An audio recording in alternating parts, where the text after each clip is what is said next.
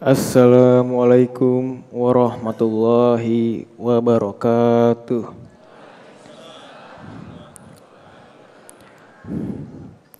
A'udzu billahi minasy syaithanir rajim.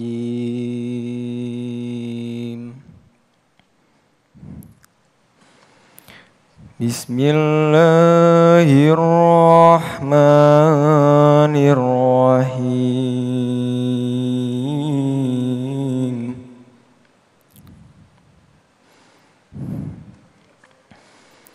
Ya ayyuhalladzina amanu kutiba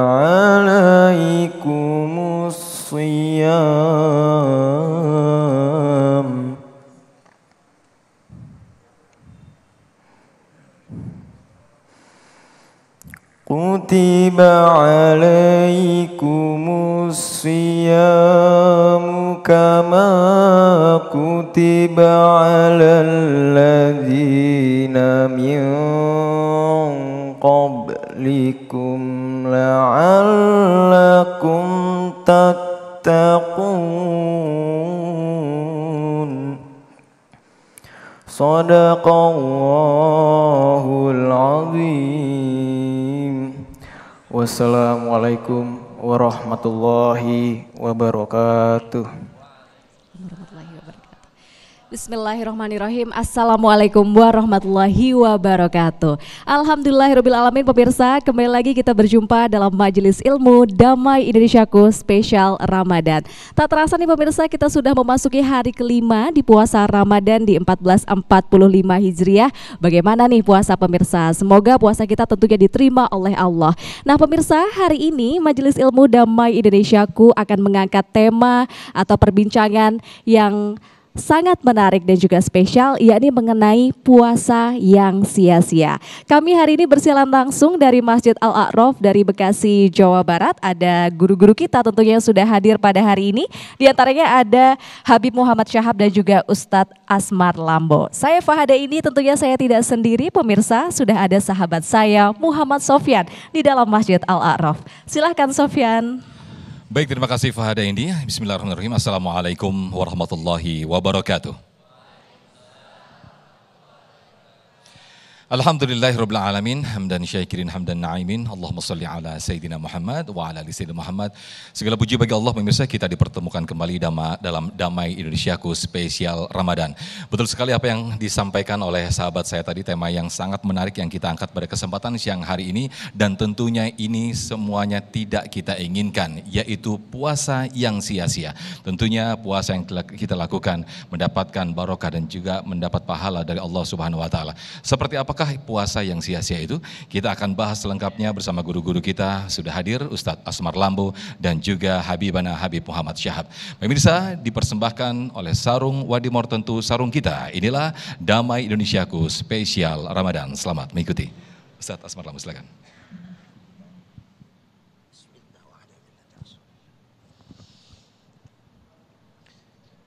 Bismillahirrahmanirrahim. Assalamualaikum warahmatullahi wabarakatuh.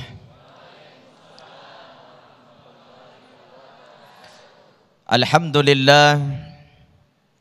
Alhamdulillahilladzi nahmaduhu wa nasta'inuhu wa nastaghfiruh wa na'udzu billahi min syururi anfusina wa sayyiati a'malina, may yahdihillahu fala mudhillalah wa may yudlilhu fala hadiyalah. Ashhadu an la ilaha illallah wa ashhadu anna Muhammadan abduhu wa rasuluh la nabiyya ba'dah. Ayyuhal kiram, sama-sama kita muliakan guru kita bersama Habibana Muhammad Syahab. Mudah-mudahan beliau panjang umur, hidupnya barokah, senantiasa menjadi suluh kebaikan untuk kita semua. Amin. Saudara saya Ustadz Sofyan, Masya Allah semakin hari semakin ganteng. Bulan Ramadan semakin tambah muda. Betul Bu? Ya, bukan cuma saya bilang, ibu-ibu semua mengaku Ustadz. Ibu-ibu, pemirsa Damai Indonesiaku TV One dimanapun berada, bapak-bapak, puasa semua Pak? Loyo banget jawabnya. Puasa Ya, betul tidak? Ibu puasa?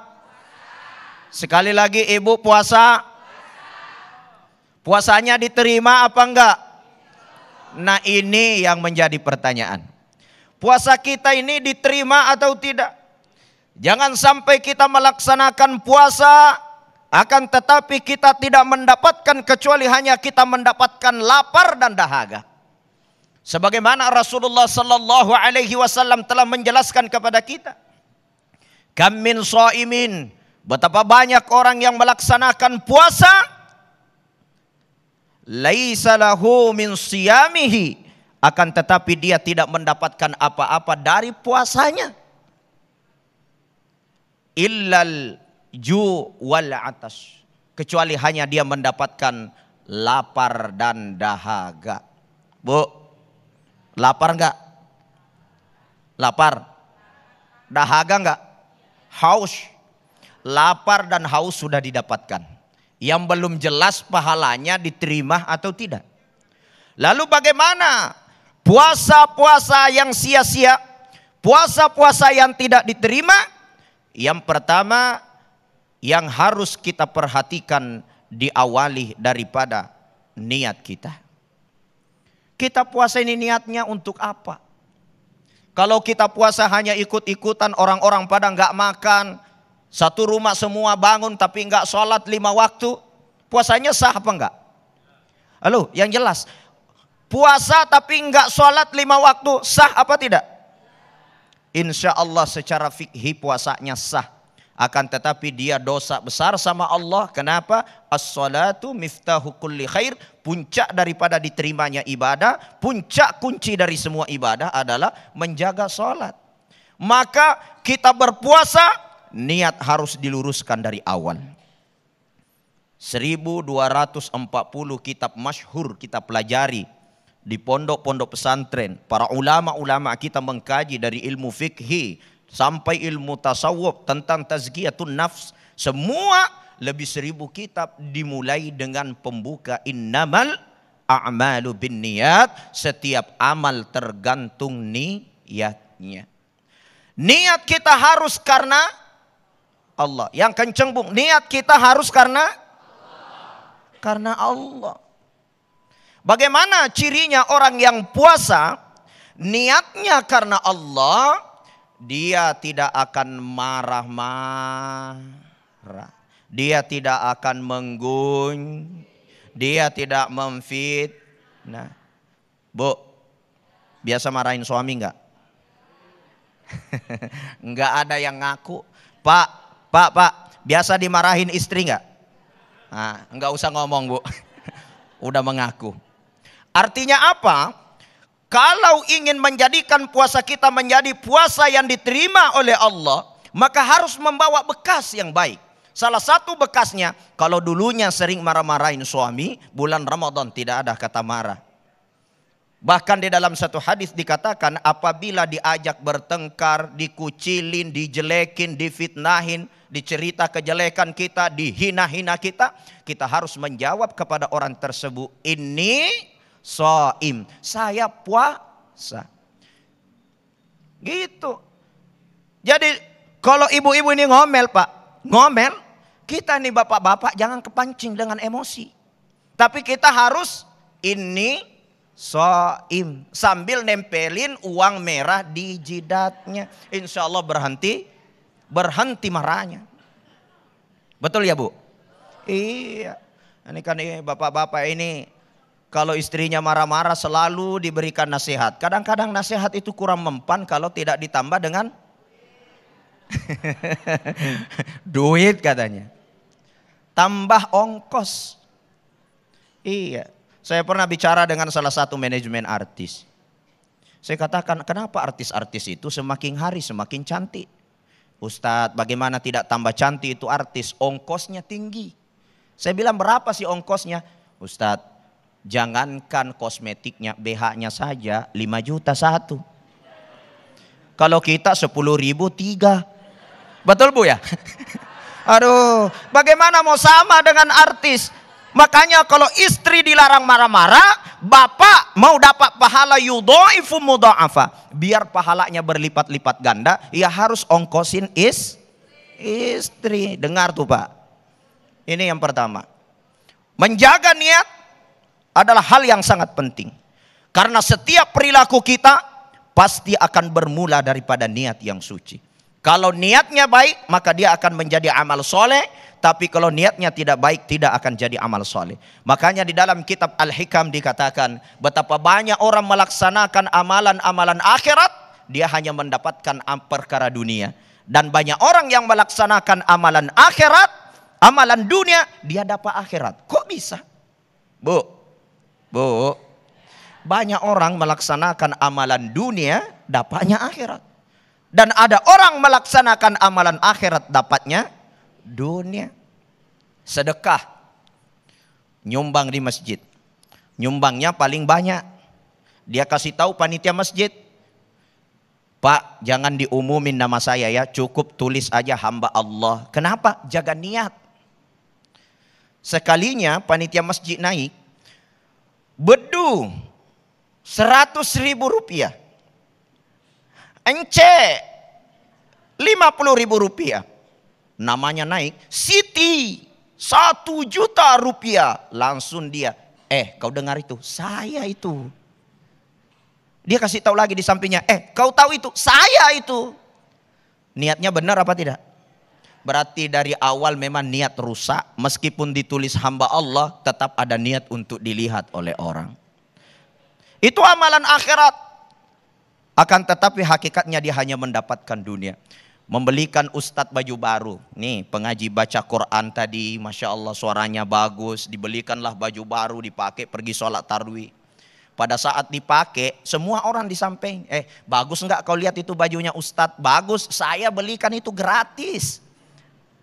Amalannya akhirat, tapi dapatnya dunia. Kenapa? Dia butuh sanjungan. Itulah pentingnya meluruskan niat. Kenapa? Betapa banyak orang melaksanakan amalan akhirat, tapi dia hanya mendapatkan dunia saja. Tapi banyak orang mendapatkan melaksanakan amalan dunia, dia bisa dapat akhirat. Bapak-bapak, bekerja siang hari, mendapatkan hasil dari kerjanya, entah dia adalah seorang tukang ojek, entah dia kerja di kantor setiap hari dengan jujur, ataupun dia berladang kemudian mendapatkan penghasilan. Tujuan daripada dia bekerja tidak ada yang lain kecuali untuk menegakkan tulang punggung keluarganya, menjaga maruah diri istrinya, untuk membelikan emas yang banyak pada istrinya biar mulia, biar cantik, tambah bagus. Betul tidak? Agar tegak tulang punggung keluarganya dalam ibadah, maka yakinlah bapak-bapak mendapatkan pahala akhirat meskipun bapak kelihatannya melaksanakan amalan-amalan dunia. Kemudian yang kedua, agar puasa kita tidak sia-sia, maka kita harus mengikuti dengan amalan-amalan soleh. Jangan amalan sia-sia.